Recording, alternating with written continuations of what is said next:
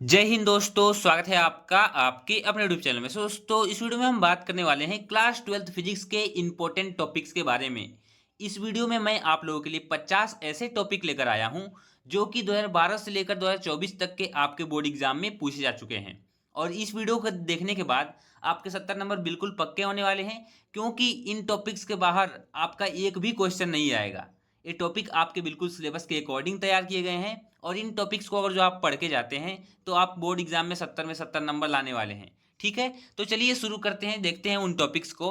और मैं आपको बताऊंगा कि कैसे आप उसका सोल्यूशन देख सकते हैं। जैसे आप यहाँ पे देख सकते हैं, सबसे पहला टॉपिक है कि एक समान वैद्युत क्षेत्र में रखे वैद्युत द्विध्रुव पर बल युग्म का आघूर्ण। यानी कि एक समान वैद्युत क्षेत्र में जब किसी द्विध्रुव कोई द्विध्रुव रखा होता है तो उस पर जो बल लगने वाला बल आघूर्ण होता है वो क्या होता है। और इसका डेरिवेशन मैंने अपने चैनल पे करा दिया है। सो आप चैनल की वीडियो में एक प्लेलिस्ट बनी है ऑल डेरिवेशंस क्लास 12th, उसमें जाकर आप इस डेरिवेशन को देख सकते हैं। ठीक है, एक गाउस का नियम है, इसका भी मैंने डेरिवेशन करा दिया है। वैद्युत द्विध्रुव की अच्छी स्थिति में वैद्युत क्षेत्र की तीव्रता, ये जितने भी टॉपिक्स इस पे दिख रहे हैं आपको, इन सारे के सारे टॉपिक्स को मैंने करा दिया है। ठीक है, और यहाँ पे आप पढ़ भी सकते हैं गाउस का नियम, वैद्युत द्विध्रुव का अच्छी स्थिति में वैद्युत क्षेत्र की तीव्रता, और निरक्षी या अनुप्रस्थ स्थिति पर वैद्युत क्षेत्र की तीव्रता, अनंत विस्तार की समतल आवेशित अचालक प्लेट के कारण वैद्युत क्षेत्र की तीव्रता, और समविभव पृष्ठ। समविभव पृष्ठ यानी कि इक्विपोटेंशियल सरफेस, ये काफी इंपॉर्टेंट टॉपिक है आपकी बोर्ड परीक्षा की दृष्टि से। ठीक है, तो आप इस टॉपिक को देख लेंगे। और देखिए नेक्स्ट टॉपिक है आपका सातवां है टॉपिक कि अच्छी या अनुदैर्ध्य स्थिति में वैद्युत द्विध्रुव के कारण वैद्युत विभव। ठीक है, अच्छी या अनुदैर्ध्य स्थिति में वैद्युत द्विध्रुव कारण वैद्युत विभव, और यहाँ पे संधारित्र संधारित्र का सिद्धांत, या फिर निरक्षी स्थिति में वैद्युत विभव। फिर आवेशित संधारित्र की ऊर्जा, जो संधारित्र होती है, जो संधारित्र आवेशित होता है उसमें जो संचित ऊर्जा होती है U बराबर हाफ सी वी स्क्वायर। क्या होता है ऊर्जा का सूत्र, क्या होता है? तो U बराबर आपका होता है हाफ सी वी स्क्वायर। इसका भी डेरिवेशन मैंने करा दिया है, काफी इंपॉर्टेंट टॉपिक है आपकी परीक्षा की दृष्टि से, आप इसको जरूर देख लेंगे। ठीक है, U बराबर होता है आपका हाफ सी वी स्क्वायर। ठीक है, नेक्स्ट है समांतर प्लेट संधारित्र की धारिता। समांतर प्लेट संधारित्र की धारिता क्या होती है? तो C बराबर A epsilon not upon D. ये आपकी होती है संधारित्र की धारिता का सूत्र, होता है समांतर प्लेट की संधारित्र की धारिता का सूत्र। इस डेरिवेशन को भी मैंने करा दिया है। किरचॉफ के नियम, इसको मैंने अभी नहीं कराया है लेकिन मैं इसको जल्दी करा दूंगा। ठीक है, तो किरचॉफ का जो नियम है, दोनों नियम है केसीएल और केवीएल, यानी कि किरचॉफ करंट लॉ और किरचॉफ वोल्टेज लॉ। ये दोनों को देने टॉपिक काफी इंपॉर्टेंट है आपकी बोर्ड परीक्षा की दृष्टि से, किरचॉफ करंट लॉ और किरचॉफ वोल्टेज लॉ। ठीक है, इन दोनों नियम क्या है किरचॉफ के, आप तैयार कर लेंगे। नेक्स्ट है आपका कि मुक्त इलेक्ट्रॉनों के अनुगमन वेग, जो मुक्त इलेक्ट्रॉन आपका है उसका अनुगमन वेग, ठीक है, यानी कि ड्रिफ्ट वेलोसिटी। उसके बाद से धारा घनत्व तथा अनुगमन वेग में संबंध, जो आपका धारा घनत्व होता है और जो आपका अनुगमन वेग है उसमें क्या क्या संबंध होता है। फिर है किरचॉफ के नियम, किरचॉफ के नियम फिर से आ गया यहाँ पे, यानी कि द्वितीय नियम यहाँ पे और प्रथम नियम। अनुगमन वेग सिद्धांत द्वारा ओम के नियम का निगमन, ये आपका इंपॉर्टेंट है कि अनुगमन वेग सिद्धांत के द्वारा जो ओम के नियम का निगमन होता है उसको भी आपको करके दिखाना रहता है। और इसको मैं कराऊंगा, इस टॉपिक को आप लोग टेंशन ना लें, मेरे चैनल पे सारा का सारा टॉपिक आपको as it is heading wise मिल जाएगा। नेक्स्ट है आपका बायो सावर्त का नियम, जो आपका गतिमान आवेश तथा चुंबकत्व चैप्टर है उसमें आपका आएगा बायो सावर्त का नियम, ये भी काफी इंपॉर्टेंट टॉपिक है। और 18वां है वृत्ताकार धारावाही लूप या कुंडली के केंद्र पर उत्पन्न चुंबकीय क्षेत्र। कोई वृत्ताकार लूप है, उसके केंद्र पर क्या होता है, जो चुंबकीय क्षेत्र उत्पन्न होता है उसकी गणना करनी है, यानी बी का आपको मान बताता है। ठीक है, अब आता है एम्पियर का परिपथीय नियम, जो आपके एम्पियर का परिपथीय नियम है वो भी काफी इंपॉर्टेंट है आपकी परीक्षा की दृष्टि से। और चल चल कुंडली धारा मापी, यानी कि गैल्वानोमीटर। ठीक है, बाह्य चुंबकीय क्षेत्र में स्थित आयताकार लूप पर क्रियारत बल आघूर्ण या फिर विद्युत चुंबकीय प्रेरण और विद्युत चुंबकीय प्रेरण के फैराडे के नियम।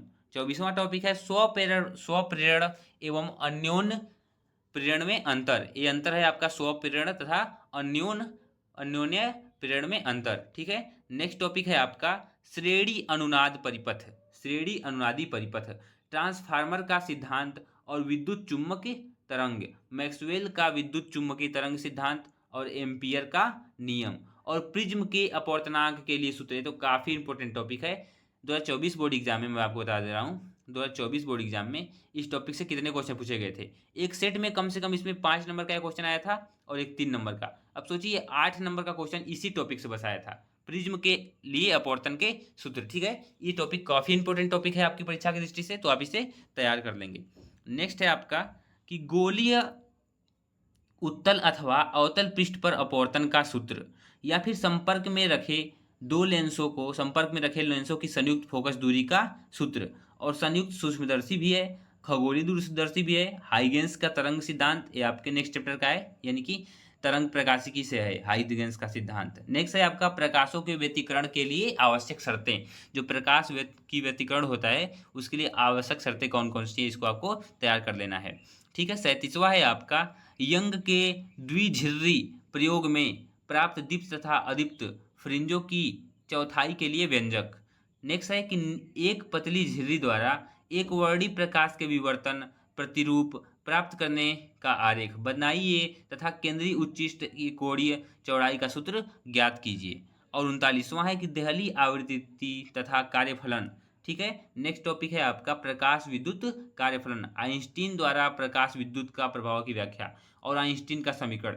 काफी इंपॉर्टेंट टॉपिक है, इसको तो मैं कहूंगा नहीं, ई बराबर MC स्क्वायर जो है आपका आइंस्टीन का समीकरण, एक काफी इंपॉर्टेंट समीकरण है, इसको आप मोस्ट IMP कर लेंगे। ठीक है, इसको आप तैयार भी कर लेंगे।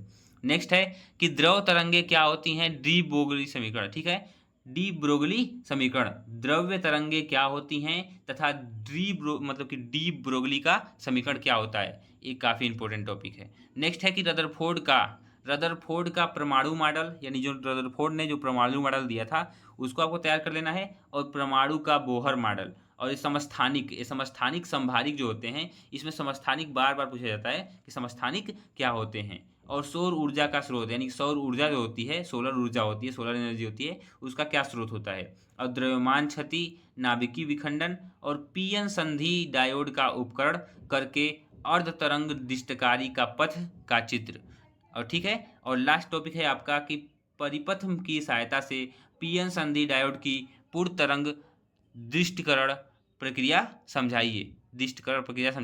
यानी ये संधि और डायोड है, LCR आपने सुना होगा, LCR परिपथ। ठीक है, इससे काफी इंपॉर्टेंट क्वेश्चन आपके आते हैं। ठीक है, डिस्ट धारा आपकी होती है, प्रत्यावर्ती धारा होती है, इनसे टॉपिक्स लिए गए हैं, काफी इंपॉर्टेंट टॉपिक है आपकी परीक्षा की दृष्टि से।